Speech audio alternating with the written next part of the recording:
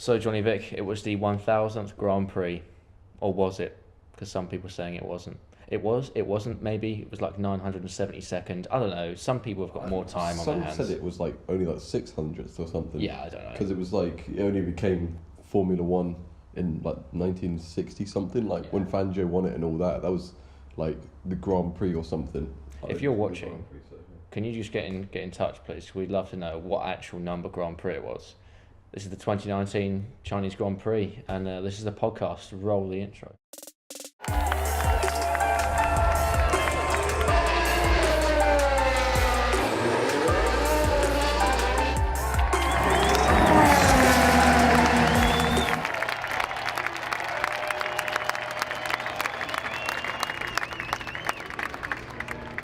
Firstly, can we start off by saying we've picked up all the equipment, but we went via Sainsbury's and we've picked up some stuff. If you see me reaching for something and there's suddenly a biscuit.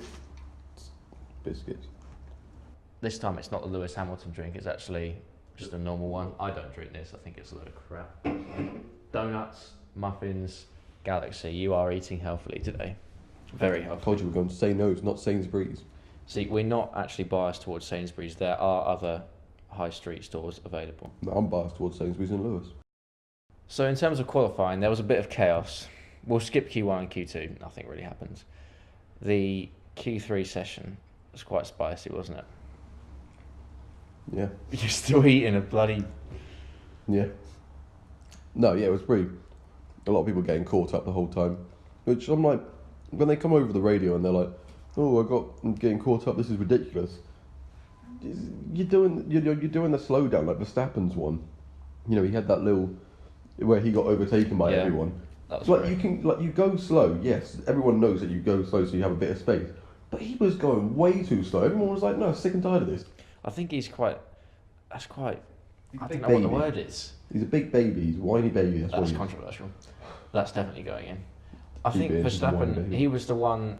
He said that there was an unwritten rule, and F1 put that on their Instagram, and then you sent me the post where I think Hamilton commented. Nope. Just nope, yeah. I think I have to agree, because if there's like 10 seconds left, you're stuck behind Verstappen, and you need to get a qualifying lap in, you're just going to go for it. Because you're like, fuck. I mean, he wasn't going to make it in that time. Yeah. Like, he was going so slowly, he was going around that last hairpin, and he was just like cruising along. Well, because he was like, I was behind Leclerc, and then Vettel was behind me, and just go past, if you have to, go past Leclerc, because he messed up Gasly's lap, like, massively. Because I think Gasly was right behind him, and then by the time Verstappen waited so long, and by the time he actually went, Gasly was right on his gearbox, and he had to brake, and then when he went onto the straight, he missed the timing anyway. So Verstappen kind of cocked up everybody's qualifying session behind him. But it was Bottas 2.0 returns. What do you make of that? Beating Hamilton, it was only less than a tenth, I think, in the end. Yeah, really close. So that was very, very close. I was like, maybe he is coming back. Like, we were making those jokes in Bahrain that that was a one race thing. Most undeserved win ever most undeserved second place in Bahrain ever, apparently. Yeah, definitely, 100%. According to you. Yeah. And then we had Vettel in third, Leclerc fourth, Verstappen somehow still in fifth. In terms of the race, the stuff that happened on the formation lap was actually more exciting than what happened during the race. We had Verstappen and Kubica both spinning on the formation lap. I've never seen that before. Like, literally at the same time as well, wasn't it? Like, you saw Verstappen, they just showed the picture of like Gasly just driving really slowly, as you see the number 33 just the wrong way round. And then I started laughing, and then I saw Kubica doing it. I was like, can't laugh at a legend. The race, lap one, Hamilton completely jumped Bottas. He had first time in like 20 races. He actually had a good start. He's beaten Bottas off the line. Bottas normally quite good from starts. Yeah, he's usually one of the best on the grid, and he's just like we've mentioned previously. That 0.2 of a second reaction time. And Leclerc gets past Vettel. I think everybody was celebrating. Oh yeah. When Vettel was behind Leclerc.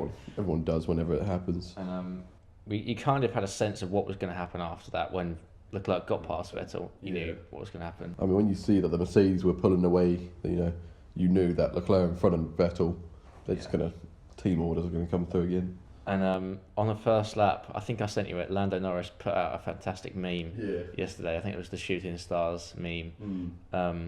He basically got collected by Kvyat. Well, I haven't seen the replay enough times. I've seen it like 3 times. But what I saw was Kvyat he plants the accelerator and he just gets a bit of oversteer, goes into signs, and then clips Norris. But I don't know whether he got hit or whether there was something. I don't know. No, it was just classic Kvyat. Yeah, the torpedo has returned. It is the torpedo all over again. He's just got into it too quick, oversteer. Kind of obviously couldn't turn, so signs kind of hits him, and then by that point he's just kind of lost it. You can't keep going, and he just goes into Norris. And he got a penalty for that, didn't he? Do you think that was a bit unfair towards Kvyat? I don't know. Like you do need to brake. Obviously, like you don't brake like usual on the first lap because everyone's so bunched up. You need to be more conservative with it. But yeah, I think at the start of the race though, they've been very lenient in recent years. At the start of the race, they normally give the benefit of the doubt. Yeah, because usually by then, because everyone's racing at the start. It's all racing incidents usually, unless it is literally something that's. Well, Norris the torpedo did send Norris flying. Yeah. And if you haven't seen the meme on Lando Norris's Instagram, it's hilarious. I feel like that's a little bit harsh towards Kvyat though. It's like you've seen more serious incidents on the first lap that have just gone down to like no action. So whether you think that might be controversial, let us know. I personally think it was a little bit harsh. I think maybe like if it was Hamilton or somebody, if it was someone that didn't have the torpedo reputation, would he have got a penalty? Probably not. Maybe like a little bit of a 3 seconds at the end of the race or something, or 5 seconds stop and go. But a 10 second stop and go. That's quite a stop and go penalty is pretty harsh. It is. I mean, they're pretty basically harsh ends your race there and then. But even like a 10 seconds through the thing is pretty slow as well because you're having to drive 60 kilometers. And skip to lap 7 because not a lot happened after. There was a safety car, wasn't there? From that, there was a virtual safety car. Safety car. But that didn't last very long. Because I didn't actually see I saw the first lap and I didn't see the next 2 laps because Sky Go decided to crash. So I was expecting it to be a great race and I missed 2 laps. So there was a virtual safety car and then when it was green flags, Hamilton just pulls it immediately 3 second advantage and you kind of knew from that moment that Bottas was going to be the rear gunner for that part of the race. I don't think he was going to even if he didn't start well, I don't think at any point he was going to be, Bottas 2.0. I didn't think if it was Bottas 2.0, he would have gone and overtaken Hamilton. But that's a one race thing. I like how Bottas 2.0 is actually a thing now. It is. It's only a thing. Every other race he comes back. Yeah. He comes back for qualifying. He was good in Australia, but Bahrain, nope. Baku, nope. It's just going to be like practice one day. I bet he wins in Baku now, just because I've said that he's not going to win it. No, it's going to be Leclerc's first victory.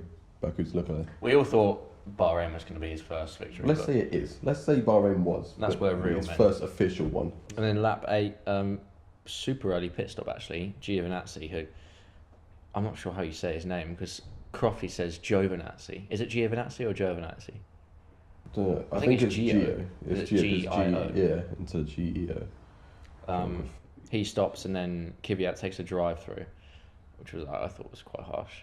Then lap 9, Vettel was told to push, and he was in DRS, but he couldn't get quite close enough to Leclerc. Yeah. He was getting right close at the end of the straight at the DRS zone, and obviously they were losing time to the Mercedes, so they kind of had to. Well, they didn't have to, but they felt like they had to put Vettel in front, who said he was quicker. And then lap 10, Leclerc was told, hurry up or Vettel will basically be let through.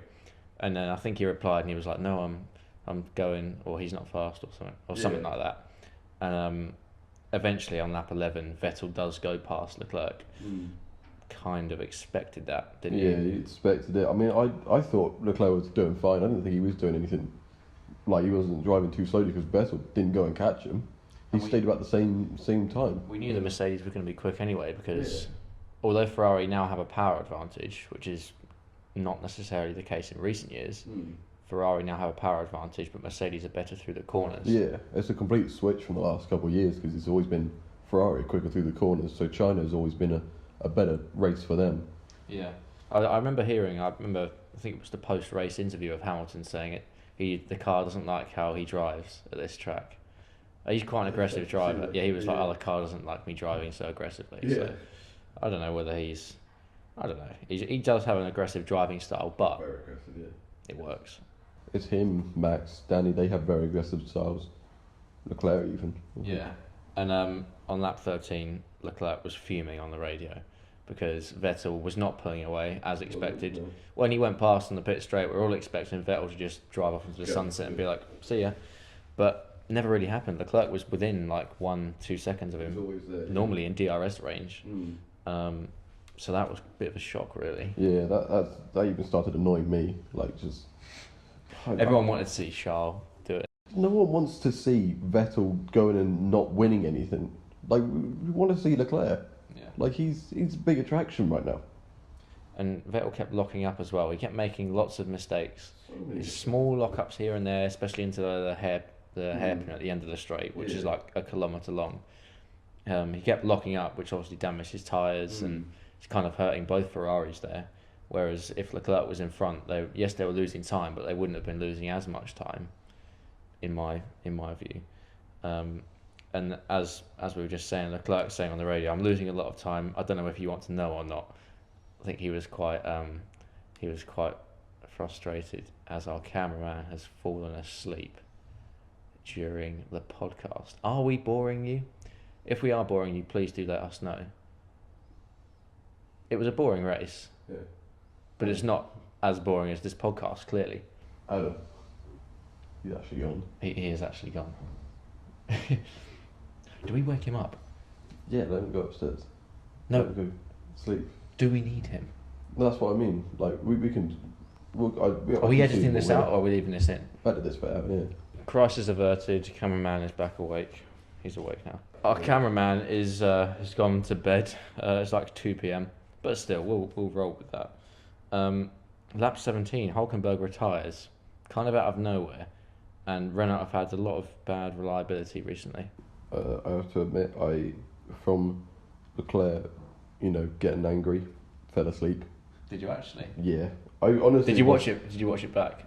I tried. I fell turned asleep it again.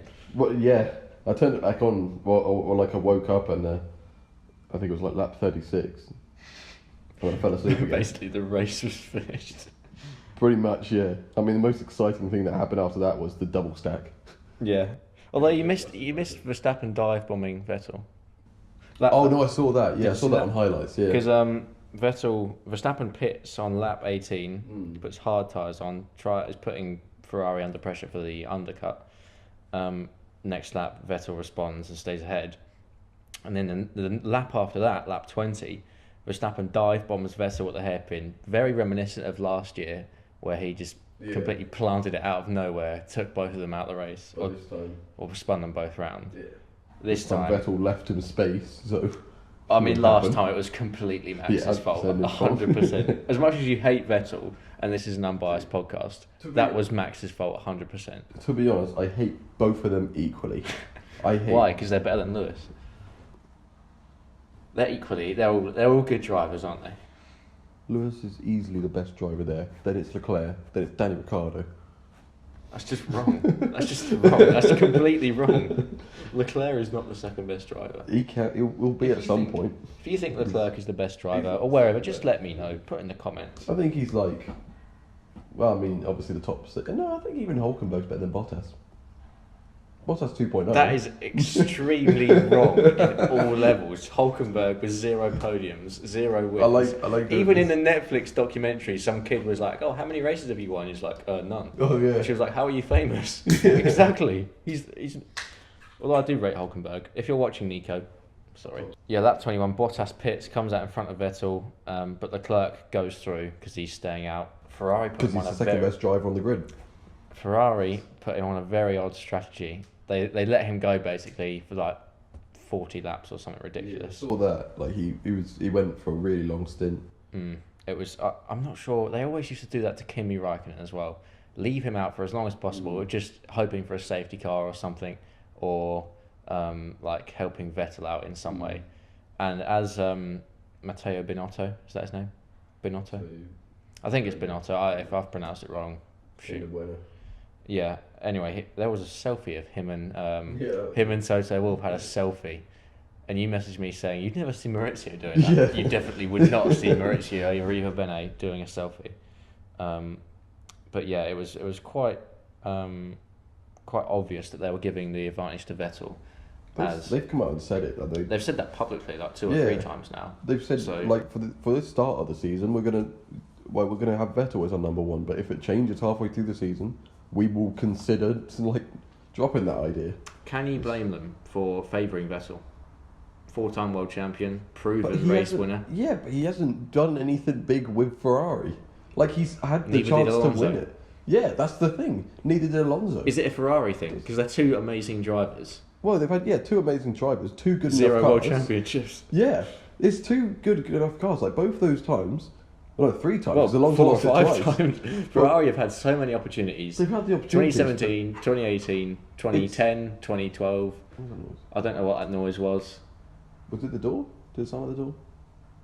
Hello? No. This was a pretty dead race, and we're trying to stretch it to at least half an hour because podcasts have got to be at least half an hour in my opinion. So Bottas pits, comes out in front of Vettel on lap 21. Leclerc stays out, Hamilton way out in front, and he pits the next lap. And then Leclerc pits, comes up behind Verstappen and Vettel.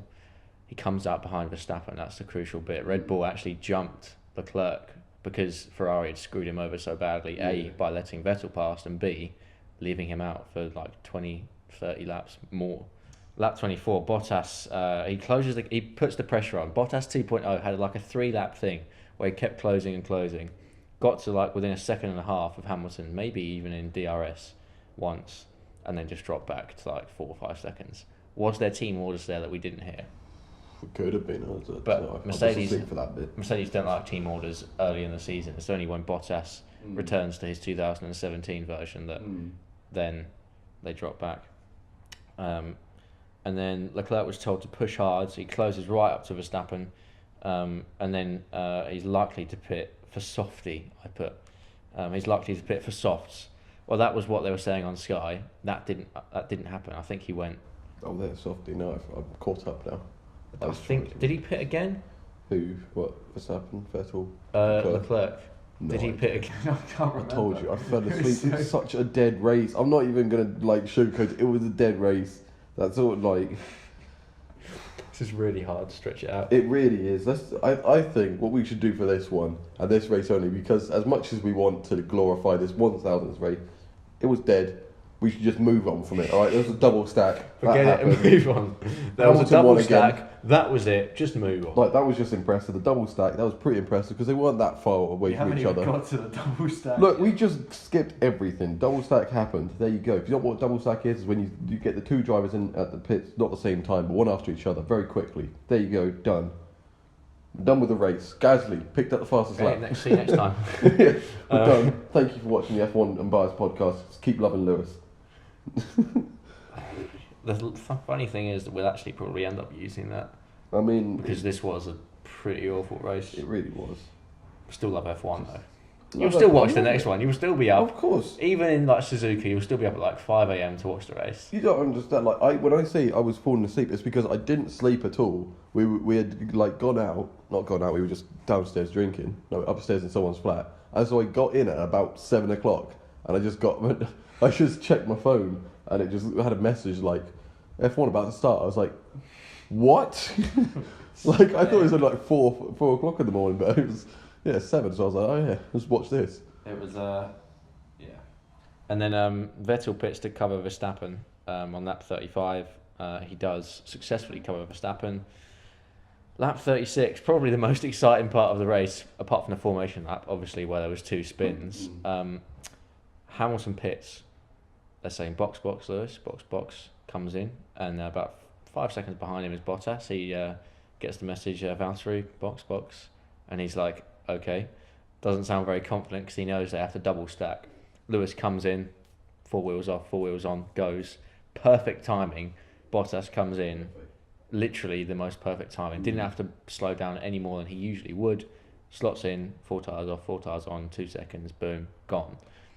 Probably the highlight of the race. 100%. Like, no question about it. There wasn't even... Like, how do you have a race that didn't even have a midfield battle? There was Honestly, no midfield battle as well. there was nothing. And they bigged it. I feel like they bigged it up because it was the 1,000th race, and obviously there's been some real classic races over the years. This was not a classic, and people are going to forget about it. Look, I've said it before, I'll say it again. I don't like China. I don't like the Chinese Grand Prix. I just don't. I'm not saying get rid of it. I'm just saying I don't like it.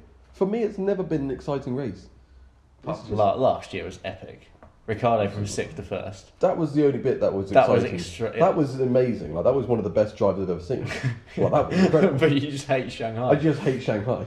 Look, China's a boring version of Japan. That's what it is. That is extreme. I don't know. Are we going to trigger some people leaving that in? We're definitely going to leave that in. That's probably going to stay in, but probably not Tokyo's culturally appropriate. Tokyo's a more lit version of Shanghai. Haven't been to Asia, to be Me fair. neither. Actually, that's not true. I lived in Hong Kong for the first 6 months of my life.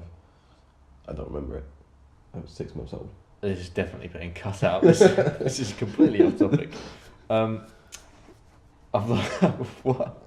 I just completely lost my train of thought. Well, we were talking about the double stack. It was F1 perfect. esports is what I was going to ask you about. Have you done it? Have you even attempted to do F1 esports? I was told you this. I don't have a proper... The only steering wheel I've ever had is that Ferrari 458 40 quid one. So no, I have never tried it. Dreadful. Dreadful steering wheel. But what? The Formula 1 esports? Yeah, on F1 2018. Just, it's like a cartoony version of it on the F1 game. Like... It's tough. F1 esports is tough. I think It's tough. I respect the guys who can do it there was properly. like five. I think I had to go last night. There was 5,400 entrants, and I got up to like 300 and something. So I'm in like the top 8% or 10% or whatever. But it's still extremely difficult. And I think it's just tough for people to understand how tough it is to be fast. Yeah. Like, it's not just... I've said this so many times about esports and stuff. I was never a big esports fan. I'm not a huge esports fan. But when it comes to racing games, it's exactly the same skills on the sim as it is in real life. Apart from F1, you have to change that. There's a weird thing with changing gears on F1 where if you change down extra gear and then go up immediately, I don't know, it turns in better. I don't know, I've just given away Brendan Lee's This whole thing. secret. That's the one there. thing. Like, he's good. Like, Brendan is good. I think we should just skip this podcast. Just be like, look, This there is podcast... nothing. There's a good chance that this podcast is not going up, or it's going to be like 10 minutes long. We have just... we have just literally written this podcast off because... Do you know what? Don't blame us. Blame them for having such a bad race. Blame the drivers. They could Blame have had China. They could have had a 5,000 lap race to celebrate. It just still would have been Hamilton winning by 8 years.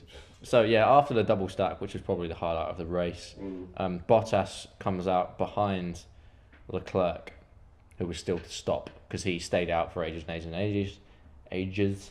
Hamilton leads, Leclerc second, Bottas third in lap 36. Bottas lap 39, very quickly all over the back of Leclerc. Kind of expected that, fresh tyres, DRS. That straight is very overpowered, especially with DRS, which is like 10%, 20% more effective this year. It's just, if you get in the slipstream, DRS, turn the ERS up to overtake, you're going to sail straight past. Yeah. F1 esports tip. On lap 39, he eventually passes him at the hairpin with DRS. Bottas passes Leclerc. And then lap 41, Verstappen was closing on Leclerc by 2 seconds a lap. There's a 12.6 second gap. I don't know what was going on because Leclerc, he should have been pitted way before then. Vettel then passes Leclerc and immediately, I think he was trying to help out Vettel, so like the DRS and also the slipstream. Leclerc pits straight after Vettel was passed. So that was, I don't know what Ferrari were doing. Ferrari have weird strategies, don't they? Yeah, I don't really know how to explain it. Over the years, they've had some appalling strategies, favouring one driver or just screwing both of their drivers. So yeah, Verstappen... Whoever does that, like the head of strategies, terrible here. The last thing which happened in this race was Gasly pitting, new tyres, taking the fastest lap point off Vettel, which would have pleased Hamilton. Probably, yeah. You were still asleep at this point. I woke up literally as Hamilton came around the last corner, and they're like, up this race. yeah. Can we get a quick quote on you about Gasly? What do you make of Gasly? Underwhelming so far. You can take that away from me. I'm going to play with it the whole time. Gasly, well, Underwhelming so far, but this was his sort of not breakout race, but like hopefully this is the start. Same with Ricardo as well. Hopefully this is what starts them, with their new teams doing well. we haven't mentioned Ricardo yet, but he finished in 7th, best of the rest. I mean, it's for Hulkenberg to retire. They needed the points, and he came through. So it was Hamilton, Bottas, Vettel on the podium. Verstappen 4th, didn't make the podium. Leclerc completely got screwed over. Wasn't happy after the race. Every right to be. Yeah. All his fangirls across the world. We have one in the room right now. All of his fangirls wouldn't have been happy. I wasn't happy, and I'm the biggest fangirl. You were a fangirl. Driver of the day, for me, was Albon, definitely. I mean, he got 17% of the votes. Yeah, he started from the pit lane and finishes 10th. Yeah, definitely. And he made some great moves as well. He's quite a humble guy. He seems like a good guy. Yeah. I took him out of my fantasy team. On that, can we just say we have a league? If you wanted to join our league, there will be a link. Just change the name because we're gonna have to change the name. We're not going to tell you what the name is now. If you want to join our league, then there'll be a link in the description. Oh, is that cloud phone? Ooh, very nice. Oh, look at that! Look at that, Racer. Oh, he got his thing. What's Racer? He's been to where was it again? Don't know. You've already mentioned it. I've already mentioned Mexico. That's a running thing. Anyway, driver of the day, Albon. Your fantasy team was terrible. Mine was quite good. That is not true. It was actually good this week. It's getting better. I put Ricardo in, didn't I? Yeah, you put Ricardo in and made him your turbo. No, did you make him your turbo? No, I think Gasly was my turbo. I put my faith in Gasly. He's going to come good eventually. I put Raikkonen as my turbo, and the one time he only gets 9th. Like other times he's been getting like 8th and 7th, and this time he gets 9th. You didn't have Ricardo at all. I didn't know. You Ricardo got completely screwed over then. I had the Haas car as well. Only one finish. Oh god.